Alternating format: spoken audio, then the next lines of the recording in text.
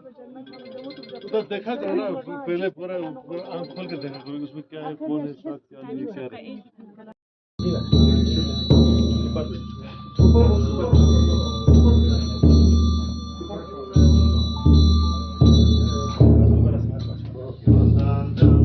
मेरे प्यारे लद्दाख वासियों, आज का दिन हम सभी के लिए गौरव, आत्मसम्मान और नई आशाओं का दिन है। मैं आप सभी को 5 अगस्त और सुपर नामदोस्तों की हार्दिक शुभकामनाएं देता हूं। 5 अगस्त 2019 यह तारीख लद्दाख के इतिहास का स्वर्णिम अध्याय है, जिसने हमारी विकास की यात्रा को नई दिशा, नई गति और नई पहचान दी है। यही भावना हमें एक विकसित, समृद्ध और आत्मनिर्भर लद्दाख के निर्माण के लिए प्रेरित करती है।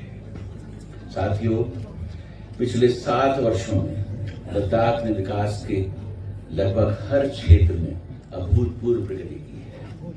ये परिवर्तन केवल आंकड़ों में ही नहीं, बल्कि हर गांव, हर परिवार के जीवन में भी दिखाई पड़ता है। लद्दाख की विकास यात्रा माननीय प्रधानमंत्री जी के इंक्लूसिव, सस्टेनेबल और पीपल सेंट्रिक डेवलपमेंट के विजन पर प्रेरित है, ताकि विकास के साथ साथ लद्दाख का फ्रेजाइल इकोसिस्टम और यहाँ की समृद्ध सांस्कृतिक विरासत भी सुरक्षित रहे। किसी भी क्षेत्र का विकास मजबूत इंफ्रास्ट्रक्चर के बिना संभव नहीं है। वर्ष 2019 में जहां लद्दाख का सड़क नेटवर्क लगभग 1799 किलोमीटर हुआ करता था, वहीं आज ये बढ़कर 4063 किलोमीटर से भी ज्यादा हो गया है। केवल 19 हुआ करती थी, वो 72 से भी ज्यादा हो गई है। बर्फबारी के कारण जोजिला, जो साल के 127 दिन बंद रहता था, अब सिर्फ 16 दिन बंद रहता है।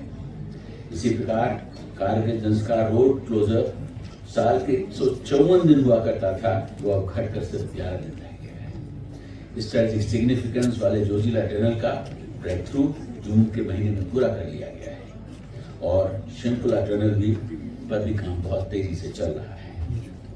ले एयरपोर्ट का नया पैसेंजर टर्मिनल इसी वर्ष बनकर तैयार हो जाएगा। इसके साथ साथ नुब्रा वैली में हॉइस एयरपोर्ट पर भी पैसेंजर सर्विसेज को जल्दी शुरू करने की तैयारी चल रही है। लद्दाख में हेलीपैड की संख्या 7 से बढ़कर 41 हो गई है। लद्दाख में ग्रिड से जुड़े हुए गांवों की संख्या 145 से बढ़कर 185 हो गई है। ऑफ ग्रिड सोलर पावर जो 3972 किलोवाट से बढ़कर अब 7735 किलोवाट हो गई है।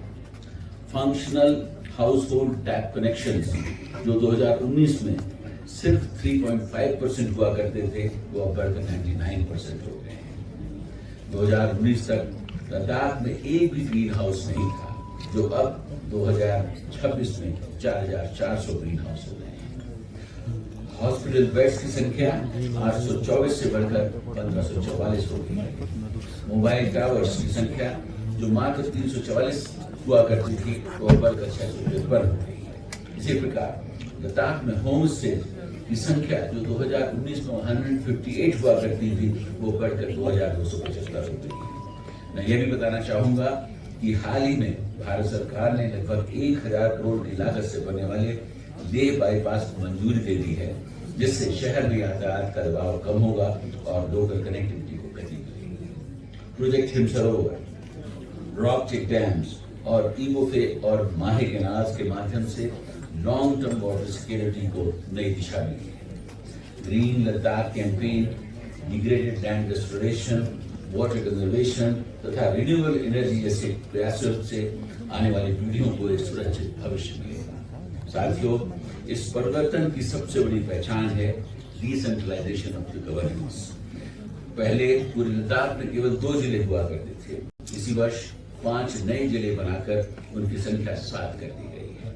इसी प्रकार 17 नई तहसील बनाकर उनकी कुल संख्या 15 से बढ़ाकर 32 हो गई है। इसके साथ ही नए जिलों को मजबूत प्रशासनिक ढांचा देने के लिए public works department, rural engineering wing तथा public health engineering, irrigation and flood control department में नए डिवीजन स्थापित किए गए हैं। इन सुधारों का उद्देश्य केवल एक नए कार्यालय खोलना नहीं बल्कि सरकार को लोगों के दरवाजे तक पहुंचाना है। आज लद्दाख की अर्थव्यवस्था का एक प्रमुख आधार टूरिज्म है। वर्ष 2019 में लगभग 2,80,000 पर्यटक लद्दाख आए थे। पिछले वर्ष यह संख्या लगभग 3,50,000 तक पहुंची और इस वर्ष जुलाई तक मुझे बताने में बड़ी खुशी है कि हम 3,30,000 तक पहुंच गए हैं और ये साल कंप्लीट होने तक हम 4 लाख को क्रॉस कर जाएंगे। यह वृद्धि स्थानीय युवाओं, होटल, होम स्टे, टैक्सी, हस्तशिल्प और छोटे व्यापारियों के लिए नए अवसर लेकर आई है। इसी दिशा में होटल्स, गेस्ट हाउसेज, रिसोर्ट्स और होम स्टेज को इंडस्ट्री का स्टेटस भी प्रदान किया गया है। साथ ही हानले, टुतुक, सियाचिन जैसे कई सीमावर्ती क्षेत्रों को पर्यटन के लिए खोला गया है। लेकिन इसके साथ हमारी जिम्मेदारी बढ़ती है कि हम सीमावर्ती क्षेत्रों की सुरक्षा और पर्यावरण का पूरा ध्यान रखें। हमारी संस्कृति और विरासत हमारी सबसे बड़ी धरोहर है।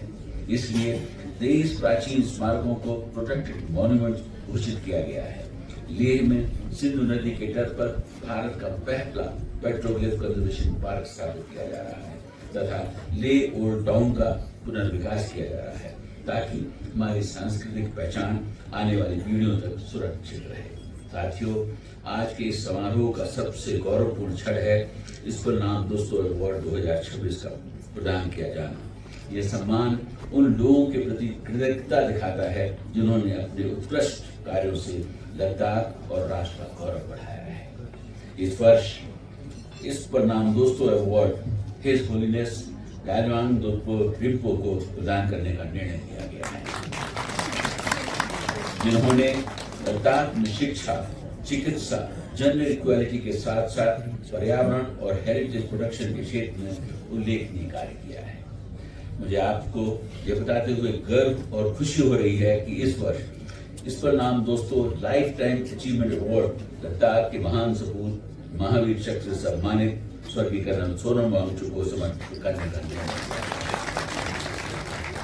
कारगिल युद्ध में उनके अद्वितीय साहस, नेतृत्व और राष्ट्रभक्ति ने कर्नल सोनम वांगचुक को पूरे देश में लायन ऑफ लद्दाख के रूप में अमर बना दिया। आज हमारे बीच नहीं है, लेकिन उनका जीवन प्रत्येक युवा के लिए प्रेरणा का स्रोत है।